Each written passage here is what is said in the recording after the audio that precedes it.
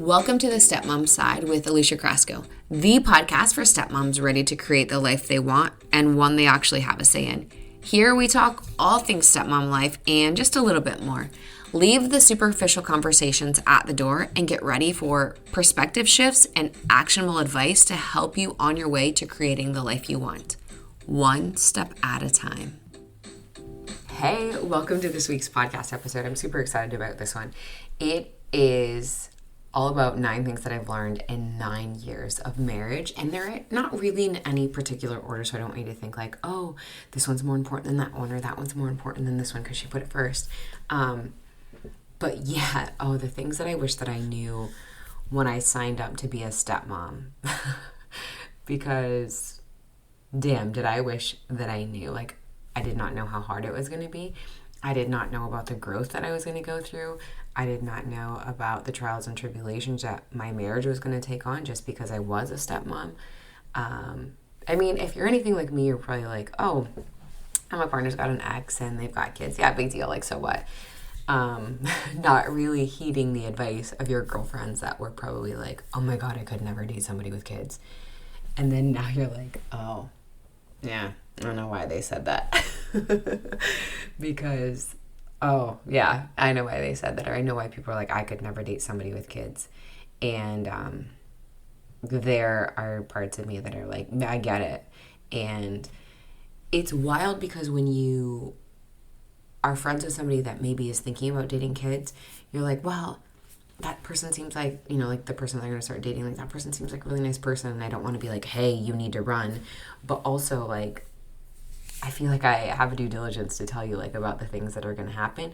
But then that's the thing, like every single situation and dynamic is totally different. So what I experience in my step family, like they might not experience in theirs, which might not be what you've experienced in yours, and vice versa, right? Like what they might experience might not be what I've experienced, and you might not experience what I've experienced. So there's so many different dynamics. So I always try to like let the relationship play out however the relationship is going to play out. But now that I've just talked your ear off, like let's get into the 9 things that I think are really important because I've learned them in the 9 years of our marriage. And so if you're like, wait, you guys have only been married 9 years, how come you said that you've been a stepmom for over a decade? Because I've been in the kids' life for over a decade. I can't believe that this year is going to be 13 years that I've known them and like in their life. But yeah, we've only been married for 9 years, and there's that story. So first things first, what I would recommend is that you protect your marriage. And let's just go back to like the beginning. Like if you're a new stepmom, like you might still be in this stage, but if you've been married for a while, if you guys have been together for a while, or if you've been together for a really long time, like go back to like when you guys started dating, like go back to those early years and remember when you guys started dating and everything was amazing and you're like, this is great. You could sneak away for like nights out or vacations or whatever the case may be. And it was wonderful. Like when you had your partner's attention, you had your partner's attention and you were like, this is amazing. This is the best thing ever. And then you felt like, oh, we can take on the world. Like, who cares if, the ex is kind of crazy or the kids, like, they're just kids, right? Like, we'll be able to get through it. And then reality hits. And then reality sets in. And you're like, oh, shit, this is a lot harder than I thought that it was going to be. Help. How do I get out of this? And then now you're Googling like stepmom support. And if that's you, hey girlfriend, like I'm glad that you're here. I definitely see you. I've been there, but there's something to note. Like if you two aren't on the same page, it's really easy for everyone to like drive a wedge between the two of you. And it could be the kids, it could be the ex, it could be your in-laws, it could be your family, it could be your friends, society. Hell, it could even be the stories that like you tell yourself, like this is too hard, like I can't do this, or our relationship is never going to be enough because they were married for so long or they'd been together for so long, or she got all the first, or whatever the case may be. The stories that you tell yourself also factor in. So it's important to protect your guys' relationship. And I'm just going to tell you now because I'm sure you know this, but not everything is going to be perfect all the time, but knowing that you've got common grounds or common beliefs about how your house should be ran, how you guys want to raise the kids, will help you circumvent a lot of issues. But if you find yourself at odds with certain things, take a note, and then when things have kind of cooled off, you can come back and have a conversation like, hey, you know what? I've noticed that we are fighting a lot about the ex, or I've noticed that we're fighting a lot about the kids or a specific kid or a specific stressor or a specific issue. Can we have a conversation about that? Like, I don't want it to turn into a fight, but can we have a conversation about how to get around it? And I would say before you even have that conversation, something that you absolutely need is a free resource that I've got called Mastering the Stressors. I will link it in the show notes, but this will help you figure out like what the stressor is, what your current reaction is, why that's not working, and kind of figure out like a new way to approach it. So that way when you go and have this conversation with your partner about like, hey, can we fix some things? You can already say, this is not an easy pill to swallow, but you can already say like, hey, you know what? I know that when this topic or this stressor or this issue comes up, I already know that I do this. And I know that it doesn't work because of whatever. Like, I'll give you a specific example for me. We were having issues with my in-laws and I would just blow a gasket. So the issue with my in-laws. It was very specific, like certain things, but that's the overarching thing. But in the freebie, like I want you to be very specific. So what the stressor was my in-laws. What reaction I was doing that wasn't working is I was blowing a gasket. Why wasn't it working? Because it put my husband on the defense. And immediately he was like, whoa, this is like, everyone's just trying to do the best that they can do. And I was like, no, they're not.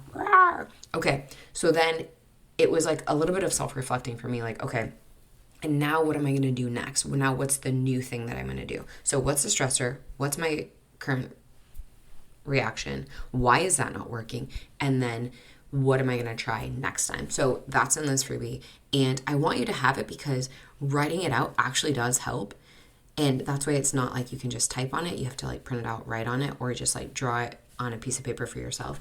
But I want you to have this stressor because it will help you just take time to yourself. I actually still have mine. It's like 6 years old, but I still have mine.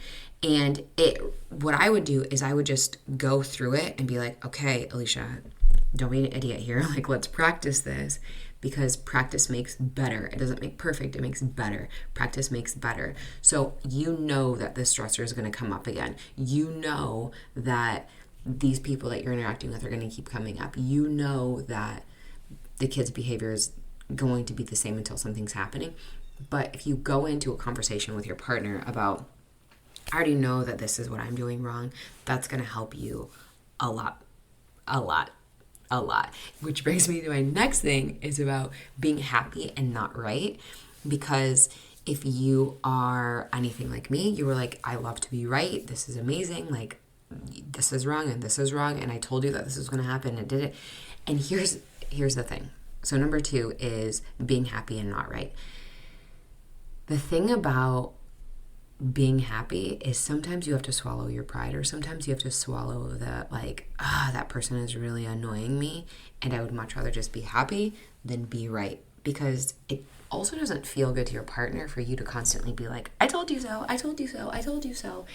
And sometimes I felt like I was kind of the queen of that. Like, I told you this was going to happen. And then it would turn into a spiral because I was like, with this, I already knew that this was going to happen. Remember I told you? My husband was like, well, yeah, but now it's like a self-fulfilling prophecy because you're constantly looking for it.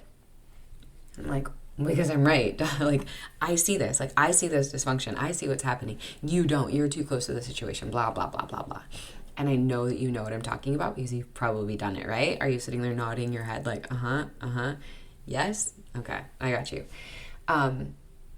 So the next time you find yourself trying to point out what's going to happen, stop.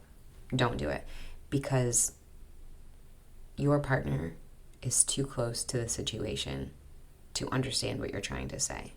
And what that means is they are in this dynamic, like whatever dynamic that is happening, they've been in it. So they can't see outside of it. Even though you're coming in from the outside with an outside perspective. Awesome, great, I love that, me too.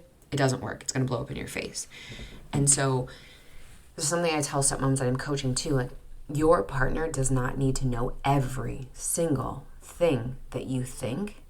They do not need to know every single emotion that you experience. They do not need to know every single good thing, bad. Like, they don't need to know everything about what you're thinking. And here's why. It is information overload. And honestly, most of the things that you're probably thinking as a stepmom aren't helpful to the situation. They're probably negative. They probably have some sort of negative connotation. And no one really wants to hear consistently, constantly, 24/7, however often you do it. I hate this because you've got an ex and you've got kids and or your kids suck because blah, blah, blah. Or, there are so many times that I think about running, or our life would be so much easier if you hadn't had kids with somebody else, or whatever the situation may be. That's why I say your partner doesn't deserve to doesn't deserve to know every single thing that you think, feel, the thoughts that are running through your head. Honestly, you probably don't even want to know all of the thoughts that are running through your head, right? Because it can be so crazy. But that's why I say, like, find a community and, like, or some good girlfriends to just get that out. If you need a community, hey, I have one. I'm here for you. But they don't need to know everything. Choose to be happy over being right, which brings me to my next thing about taking your ego out of things. Like I said, so number 3 is how to learn how to take the ego out of things. Like I said, I was more focused on being right than being happy. And, like, look how good I am at this. Like, I'm so good at running my life. Like, let me run yours. And I'm right. Did I tell you that I was right? I'm right. And listen, my friend, that doesn't help. Like, what are you doing? Like, if you can get curious about, like, why is my ego taking over? Why do I feel like I need to be right? Why do I feel like I need to prove that I'm, like, the perfect stepmom? Why do I feel like I need to have the perfect house? Like, why is my ego driving all of my decisions? Why are they driving all of my actions? Like, what is going on here? So when you can take the ego out of things, it's a lot easier for you to just be human and make mistakes. You don't feel like you have to be, like, this perfect person anymore. You can actually make mistakes. And taking the ego out is a lot of work. And it's not something that, like, happens overnight. Oh no, my friend. Oh no, you're going to be working on this for a really long time. There are times now, so I'm almost 13 years in, there are times now that I can, like, hear it in the back of my head, like, talking to me, like, hey, we could be right. Remember how good that feels? And I'm like, oh my, and I just, like, roll my eyes and I'm like, whatever. We're not doing that, remember? You are in a box. Like, I know that you can, well, the box has holes, so obviously the voice can come out. But no, the ego is, especially in a step family, does not serve you. Kind of like you can't fix what you didn't break. Same thing here. Like, you can't fix what you didn't break. So if you can learn how to take your ego out of things, it's not a competition. You don't always have to win. You don't always have to win. I don't know. Like, I wish somebody would have told me that. You don't always have to win, because I was like, I'm going to win and I'm going to be the best. And no, you're not. You're going to fall on your face and it's going to be scraped to hell. And you're going to have to stand there with whatever's on your face, doing whatever. But it's okay to make mistakes. And I think that's the hard part about being a stepmom, is that you come in and you want to make sure that you're doing everything right. And especially if you come in without any kids of your own, like if you're childless or child-free, still going to do a podcast episode on that, so hang with me. But if you're coming in without kids, there's this feeling that you need to prove yourself. Like, I need to prove that I know what I'm doing and I'm really good at it and I'm not going to dork this up. And then you realize that you're, like, in over your head and you're like, what in the hell is happening? Because I don't know what I'm doing and I'm actually really struggling. But here's the thing. I'm not going to let anyone know that I actually am struggling. So I'm just going to fake it till I make it. And then you, like, burn out and, like, do all of the things and you're like, what the hell is happening? I don't even know. And I just want to say, you're not the first person ever to be a stepmom. You might be your partner's first relationship after their separation. You might be your stepkids' first stepmom, but you're not the first person ever to be a stepmom. So just know that there are going to be mistakes that are made. There are going to be mishaps. There are going to be hurt feelings. There's going to be so many things that go wrong that I can't even tell you. Like, I can be like, look out for this, and this. But with your specific situation, I can't be like, oh yeah, that's definitely going to happen, because you don't even know. Like, everything is so contingent, like, on the day, maybe even, like, the hour, depending on what's happening. But it's okay to make mistakes. And if you make a mistake, please hear me when I say this. Go be the first one to be like, hey, you know what? I'm sorry, I made a mistake. Let I'm sorry be something that rolls off easily, or let an apology be something that comes really easy to you, because it's going to get you so far in being a stepmom. Because I used to be like, my way or the highway. I will not apologize. Everyone will play by my rules, until I realized that they wouldn't, and they couldn't, and they didn't. And I was like, oh, well, shit, this is not working out at all. Then I had to realize, like, okay, I'm going to take my own, like, I'm going to do some accountability here and, like, own my own thing, and just, like, acknowledge that, hey, you know what, I messed up. Hey, I'm really sorry. Like, that rupture and repair thing, like, if something goes sideways with my stepkids, to go back and be like, hey, sorry, I didn't handle things the best way. Going forward, here's what I would like to do. So yeah, learning to take the ego out of things is going to be your friend. Like, it's going to be one of the things that you are really going to benefit from. Another thing that you're really going to benefit from is understanding and knowing. This is something that really helped me, like, understanding and knowing that, like, my husband didn't like this either. I remember I used to be so annoyed about, like, the constant texts, the constant emails, the constant phone calls, the constant back and forth, the constant communication. Why are we doing this? And after maybe like 1 or 2 or 300 times of, like, rage screaming at him about this, he finally just said to me, Alicia, I don't like this either. And it stopped me dead in my tracks. And I was like, wait, what?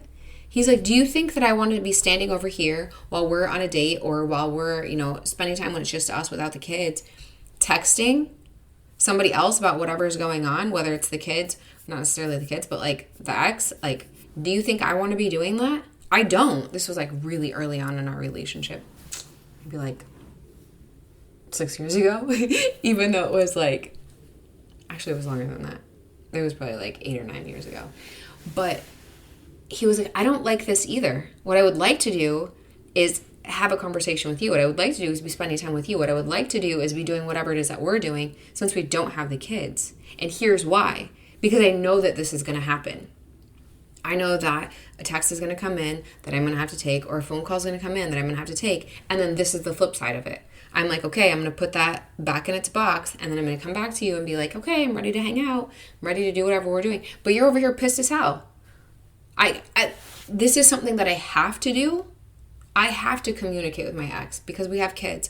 I have to do things that I don't want to do. Does that mean that I want to do them? No, and I thought that you knew that. So since you don't, let me go ahead and say it for the 18th, 100th time. I don't like doing this. That's not really how he said it, because my husband's a lot more diplomatic than I am, which is going to be the next thing we talk about in just a second. But I was like, oh, wait, you don't like this? And if he would have just shook me right then, like, I totally would have understood. But he was like, are you okay? Like, what is happening? I'm like, oh yeah, I just thought that you were always like, okay, well, he was like, what is wrong with you? No, of course I don't like this. So just know that your partner doesn't like the constant communication. There's a good chance, I should say, that your partner doesn't like the constant communication back and forth of what's happening here, what's doing this. Or, you know, I've got some stepmoms they coach that, like, they send proof of life videos back and forth. They may not like doing that. They do it because it keeps the peace. And I know, and that's such a loaded thing. That's like another podcast that we could talk about. But, like, it's just easier to hear me, because this used to be like something that would really piss me off.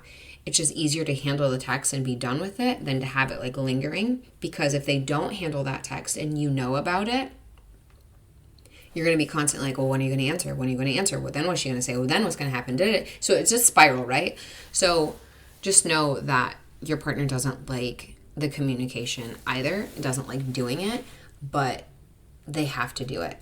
And it sucks, and it, like, can ruin, like, your date nights. It can be ruined if you're in more than just a date night. If you're, like, past the date night and then you're into, like, the after hours part, it can ruin, like, your perfect breakfast in bed. Whatever the situation may be, just know that they're going to come in at, like, the worst possible time. So number 5, back to, like, the communication and being diplomatic. You know, I had said, like, oh yeah, my husband's, like, way more diplomatic. That was something that I had to learn. That was not something that I ever did. Like I kind of alluded to just a few minutes ago, I was very much like my way or the highway. I'm so good at running my life. Like, here, let me run yours. Like, watch this. Like, I am going to rock this. Like, I'm so pumped. And it worked until I realized that, okay, maybe I didn't realize, like, maybe my husband had to, like, put it in my face and be like, hey, you actually are really abrasive. You are quite abrupt. You could just, like, lighten up a little bit. And I'm like, who the hell are you to tell me to lighten up? Like, this is bullshit. But I had to learn to compromise. That's not something, not at all. That is not something that I was willing to do. Like I said, like previously, I would just be like, I'm going to do whatever it is that I'm going to do. And like, you're either with me or you're not. And I'm good if you're not, because next. But with my husband, I was like, okay, I love him. I'm actually willing to compromise. Wait a minute. That means that I must like really like him, because I can't even believe that I'm willing to compromise. So I got the compromising down, which was really good. But then about being diplomatic, he was like, Alicia, you can still get your point across being diplomatic. And I was like, or you can just go for the juggler. Like, that works too. And he was like, we don't need to do that, right? There were so many conversations. There's so many situations that happened where I was like, look, you can do it your way, like the nice way, or I can go in and like, it's just going to be a bloody mess. Like, what would you like? And he's like, how about you have me handle it? Well, that didn't work either, because he's not saying what I want him to say. He's not using the tone that I want him to use. He's not covering the topics that I want him to say. And then I also can't be there to be like, okay, and then if they say this, then do that. If you say this, then that. And then like all of these things. You know what I'm talking about. I know you know what I'm talking about, right? Like, you've been there.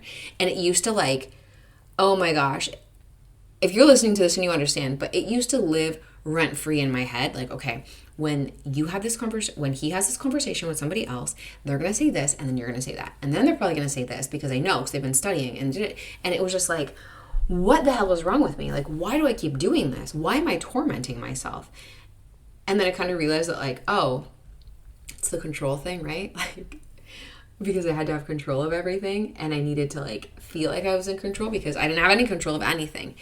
And then I finally, with some outside help, understood that, yeah, he was right. There's a lot of things that my husband was right about, but he was right that I could be kind, but firm and direct, which is like my style. Like, I could do that and still get my point across and not, I don't know, ruin, detonate, explode, set off a relationship. Like, I could keep those relationships intact. It's wild what kindness gets you, especially when you're like, all you can do is like see red, when you're like blind rage, right? And then so about being diplomatic and like the communication, these are the same ones for number 5, but communicating like with me early on was a one-way street. Like, you're going to listen to me, and like, I'm just like telling you everything. You're going to listen to me. We're going to do everything that I want to do. And, you know, I might take your feelings into consideration, but probably not. I was like a raging toddler. And I've talked about this before, like on a different podcast. Not mine, but somebody else's. And it took me a while to understand why I communicated like that. If you can believe this, it's crazy to think that I've got a podcast, because like growing up, I was painfully shy, like almost mute, like never talked. I was really, really, really shy. And I was a people pleaser for a really, really long time, 24 years, like a really long time, until I wasn't. And then I was like, just burn bridges and like capsize boats. I didn't care, like whatever. But you can't do that. Like, you can't go from like one pendulum, or like one side of the pendulum to the other, right? I mean, you can, but then you've got like both extremes. And so I was like, okay, I need to come back down to like the middle, somewhere in between. And again, back to compromising, back to like listening to the other side. I had to learn to be like, okay, I'm feeling very angry right now. Give me like an hour to like process, like get this out of my system, like just be by myself. Because what's going to happen if we keep pressing this conversation, I'm just going to explode. And it's, you know, what happens if I explode. Like, it's just like, it's not good. I did not have any emotional regulation at all. It was like all of this like pent up anger, or like pent up like people pleasing, like was coming out in like the worst kind of way. And I was like, okay, I just need a little bit of time to process and like get my thoughts together, and then like let's rejoin, because this isn't working. So it's wild to me to see like the change in our communication from like the beginning. My husband is a saint, a saint. Like, he is definitely like the ice to my fire. He is definitely like the calm to like my chaos, or like what used to be chaos. I don't operate like that anymore. I like got it together now. They don't really like, my feathers don't really get ruffled anymore. I don't really get like super upset about things. But man, for the longest time, like too long, like I could not emotionally regulate. Like I couldn't. It was like way too much. But I learned how to actively listen and not just be like, okay, I'm going to listen until you take a breath, and then I'm going to like step right in and I'm going to say whatever it is I need to say. But I'm going to actively listen to you. Like, okay, what are you saying? Process what you're saying, and then actually come out with like a thoughtful response, and not just trying to skew whatever it is that you're saying, or trying to skew the whole situation to get what I want, which I spent a lot of time doing that too. So our communication is a lot better. Like, we do actually communicate really, really, really, really well. Yeah, it's wild. Like I said, my husband is a freaking saint, because if I was him, I don't know if I would still be in this situation. So let's move on to communication. Number 6 is, let's move on to the next one. Number 6 is boundaries. And this is such a buzzword when it comes to being a stepmom, right? Like, oh, make sure you set your boundaries, make sure you set your boundaries, make sure you set your boundaries, make sure you set your boundaries. But here's the thing that nobody tells you about them. You don't go around and saying, okay, I'm going to set a boundary with you. Since you disrespect me, I'm just going to go and like not do this. You know, if you do this, and I'm going to do that. That's not how this works. Boundaries, hear me out, because that's what I did at the beginning, right? Wasn't going around like, I'm going to set a boundary with you and you and you and you and you and you and you and you and you and you. No, I did not do that. But what I did do was, if that person does this, I'm going to do that. And I'm justified in doing that, right? Because remember, I didn't have any emotional regulation at that point. But here's the thing. Boundaries aren't for the other person. They're for you. You are the one that's feeling unsafe or unheard or unappreciated, whatever it is, overwhelmed, all of the things. Those boundaries are for you. They are in place so you can feel safe. They are in place so you can take a break when you need to take a break. You need to be able to communicate them. And if you need help with that, I still coach. Like, come in, like, let me help you, or join the community. Like, happy to help you with that. The links for both are in the show notes. But here's what nobody tells you about boundaries. Do not go through, like, don't make a list of like 1,800 things that you want to set boundaries about, because guess what? Now you have 1,800 things that you need to like enforce boundaries on. And I don't know about you, but I can't do that. Although that is what I did at the beginning. I was like, here's my list of boundaries. Don't cross them. Here's my line in the sand. Cross them. It was almost like a dare, like, do it. I dare you, right? What the hell is wrong? Why would I do something like that? It felt good. I don't know. And maybe you're in that situation now and you're like nodding along like, yeah, I totally get this. But don't set 1,800 million boundaries, because you are never going to be able to completely enforce all of them. So the thing that people don't really talk about when it comes to boundaries is this. You don't necessarily need to enforce them not 800, but like, you don't necessarily need to enforce them 100% of the time. And so I did that at the beginning. It's a really great way to like burn yourself out. If you're really looking forward to that, like 100%, definitely 10 out of 10 recommend it. But if you're like, okay, I just want some peace, I would do like 80-20. Like, that's what I do. Or maybe you could do like 95-5 or 90-10. Something just to like dip your toe in the water and just kind of like build up your confidence with it.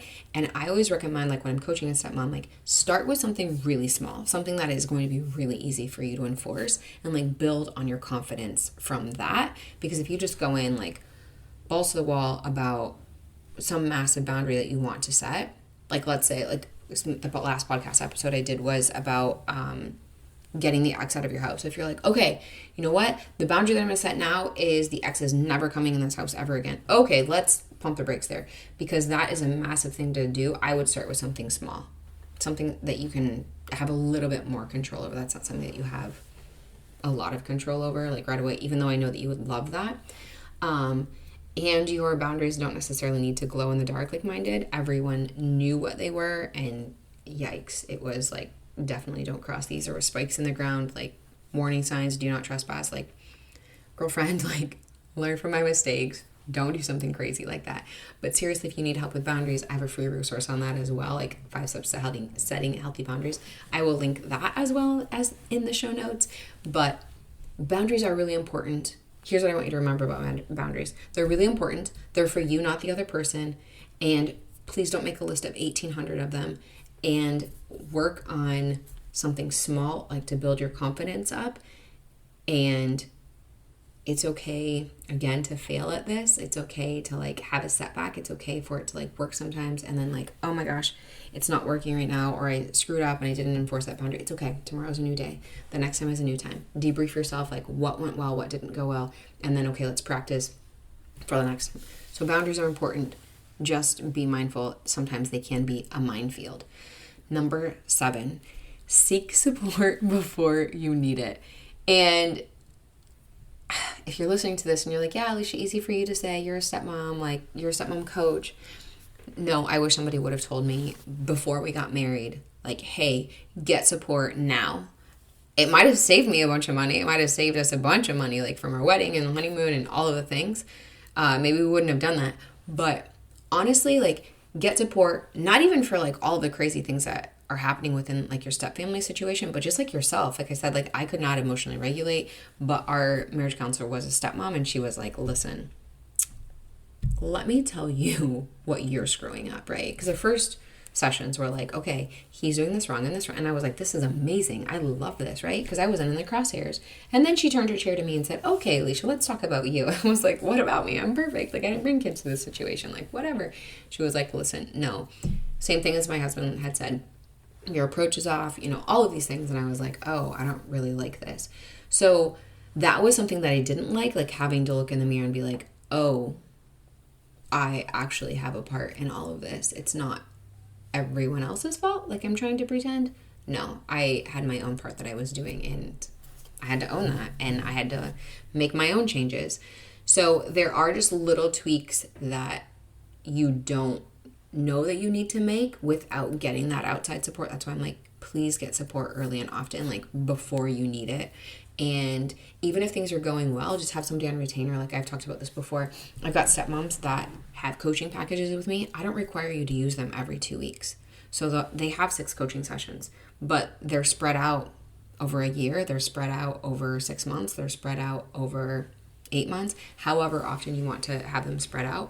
But just on retainer, like, oh my gosh, hey, Alicia, something came up. I need to hop in. Cool. Let's work it out. But yeah, get support before you think you need it, because the road to being a stepmom is long and twisty and windy, and sometimes it goes through some dark valleys. Don't go at it alone, my friend. Please don't go at it alone. Number 8, time heals. And this is something that used to like really piss me off when people would be like, oh, just give it time. Just give it time. It's totally fine. Just give it time. And I'd be like, I don't have time. Like I wanted this fixed like yesterday. Like I'm like a fixer kind of person. Like fix this like yesterday. And so when people would say that, I'd be really pissed. Like I don't want to wait. I'm kind of impatient. That's something I also had to work on. Like when my husband was like, lighten up, Francis, I was like now, like let's fix it now. So time does heal. Like time helps. Time is your friend in the situation. Like just hang on. Like if you can just hang on, sometimes you'll get a lot farther, because the longer you guys are together means the longer that they were not together. The longer you guys are together are the more memories you have together. The more time that it's been since they have been together. Like, that's just a way to, like, think about it. I was like, oh, yeah, that's a good point. Like, the longer we're together is... Which sounds, like, freaking obvious. Like, hello, Captain Obvious, duh. But I was like, oh, yeah. But then also, the longer you're together, the longer you have in your role as a stepmom. The more confidence you're going to build. The more time you guys have operating together as a team. The more communication you have. The more time you've had to like tweak things, the more time that you've had to be like, oh, you know what? Actually, this isn't working. That's not working. The more time you can like look back and reflect and be like, oh, you know what? We kind of screwed these things up when it happened with this stepkid. The next time, let's change it with this stepkid. And then if you've got your own kid that you're adding in, like, oh, we really didn't do a good job with this one. but let's make sure that we try to do a good job with that one, right? But yeah, just time is your friend here. Time is definitely your friend. But then also try to look at it from like this perspective. So let's say that you're about to head out the door. Like this real story happened this morning. My daughter didn't feel well, so she's been home from today from school, and we had to go to a doctor's appointment, and I'm like, okay, we need to leave in like 30 minutes. What would you like for breakfast? And she's like, scrambled eggs. Cool. So I make them. There's too much cheese on them. And I'm like, you've got to be kidding me. And so then I'm like, okay, what would you like? Cereal. Great. So I make her a bowl of cereal. And had like years ago, like with my stepkids, like had they done something like that, words are hard today, I would have like lost my mind. Like, are you out of your mind? Like I just made like whatever. Or like the cup thing. Like, I want a blue cup. I don't want the red cup. I don't want the green cup. I want the blue, whatever. And you're just like, are you crazy? But here's the thing. Those decisions are a big deal to them because that's all they have to worry about. That's all they have to think about. So if they want the blue cup, give them the damn blue cup. Because yes, it matters right now in this moment in time, but is it going to matter in 5 months that you had 1 extra dish to wash or 2 extra dishes to wash, or that you were 5 minutes late to this doctor's appointment? No.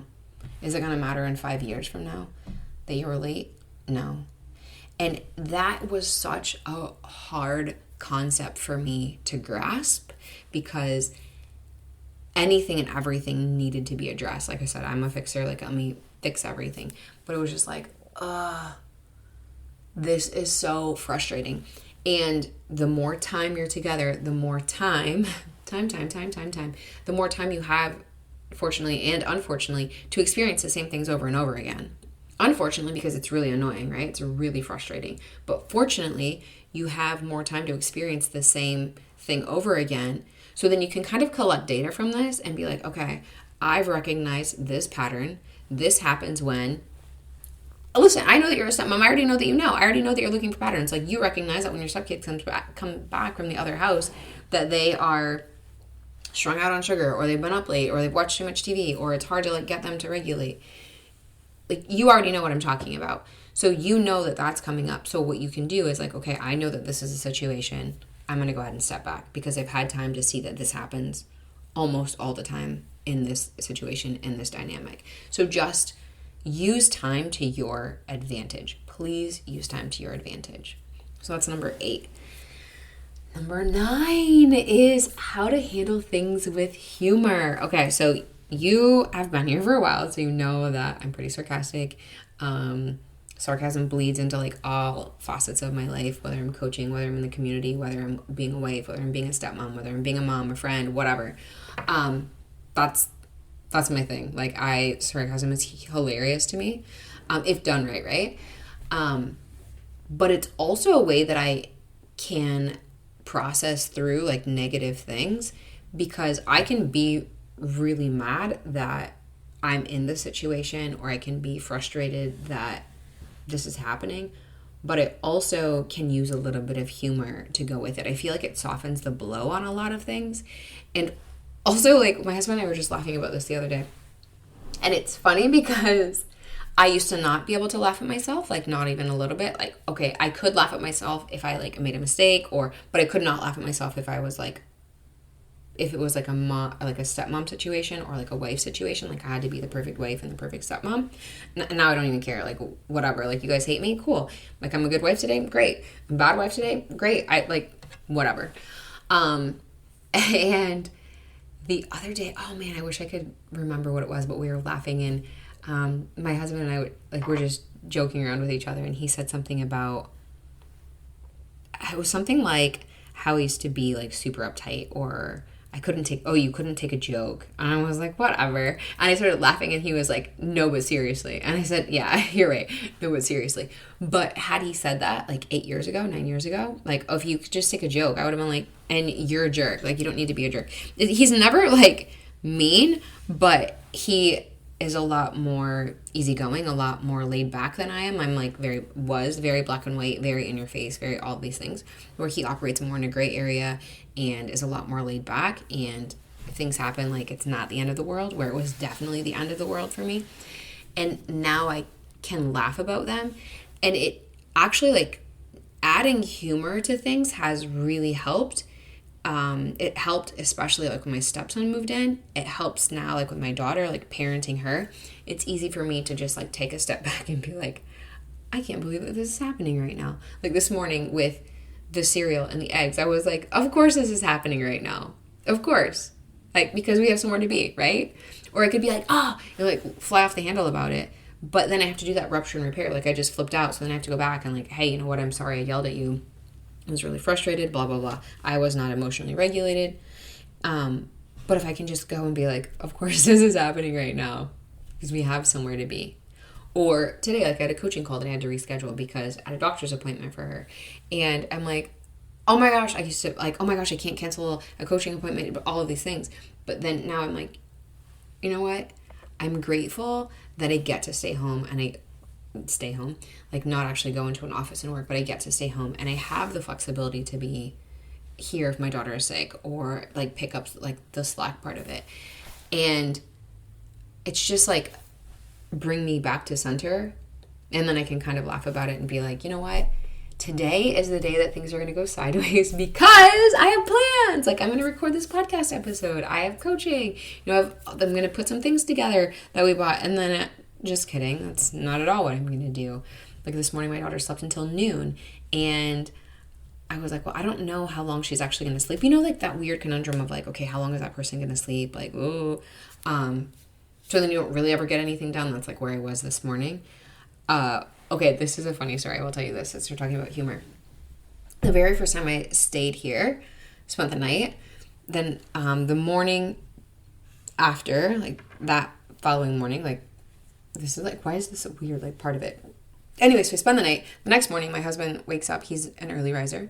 And he wakes up and he's like, hey, I'm going to get up. I'm going to go for a run, blah, blah, blah. And I'm like, okay, I'm going to sleep for 5 more minutes. And he was like, okay, cool. You know, when you like live with people, granted we weren't living together at that time, but like when you live with people, like you learn more about them. Here's one of those times. And he comes back 5 minutes later, or so I thought, and was like, hey, are you going to get up today? I'm like, yeah, it's only, 7:35 or whatever. And he's like, no, it's 11. And so he lists off like all of these things that he had done that morning. And I was like, I was mortified. I was like, oh my gosh. I said, sorry, I really enjoy my sleep. And he was like, yeah, clearly. Now I could never sleep until 11. Like, those were the days, right? And, we make fun of each other about that, or he makes fun of me about that. But I'm like, I like to sleep. I don't know. So yeah, learn to handle things with humor. And the hard part is to like let that facade of like being the perfect stepmom go. But if you can just, everyone makes mistakes. I don't have to be perfect. It's not a requirement for me to be perfect. You're going to get so much further. So these are the 9 things that I've learned. I will do like a really quick recap for you. So number 1, protect your relationship. Make sure that you guys are on the same page and like operating well together. Otherwise, yikes, everything's going to go sideways. Number 2, focus on being happy and not right. That's a really, really, really, really, really tough pill to swallow. Number 3, how to take the ego out of things. You've got to learn how to take your ego out of almost everything. If you need help with this, hey, I'm Alicia, I coach, and I also have a community that you can join. Number 4, my husband didn't like the constant communication, the constant like back and forth either. Shocking. I know, shocking. Number 5, work on being diplomatic and work on your communication and like getting those like dialed in, like will get you so far. Number 6, boundaries. And what nobody tells you about them is that you don't need to make a million of them. Just do a few of them, start small, and you can kind of, once you get those down, you can kind of grow from there and then continue on. Number 7, seek support before you need it, because things are going to come out of left field and you're going to be like, oh, I did not see this coming. And then now you're down creek without a paddle. Up creek without a paddle. Number 8, time heals. Time helps.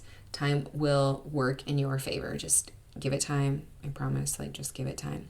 Number 9, learn how to handle things with humor. It's okay for you to make mistakes. It's okay for you to laugh at yourself. It's okay for you to laugh at yourself. So these are my 9 things. How long have you guys been together? Have you been together for 2 years? What are 2 things that you've learned in the 2 years that you've been together? If you've been together for 6 months, what's one thing that you've learned? Send me a message on send me a message on Instagram. Let me know what you think. And please leave a rating and a review. Like, I would greatly appreciate that. Thank you so much for being here. I will chat with you next week. Thanks for taking time to listen to this week's episode. If anything was helpful or resonated with you, please share it on social media and tag me. I'm just at Alicia Crosco. And if you could leave a 5-star rating and a review while you're at it, that would also be really helpful. And if you find yourself struggling with your stepmom journey and you want a little bit more support without the hefty price tag of coaching, you might want to check out the Stepmom Side community, which is my own private community for stepmoms, where you get to connect with other stepmoms around the world and myself, where I hold weekly office hours and monthly group coaching. It's kind of like you have your own personal coach in your own back pocket. Again, without that hefty price tag. See you next week.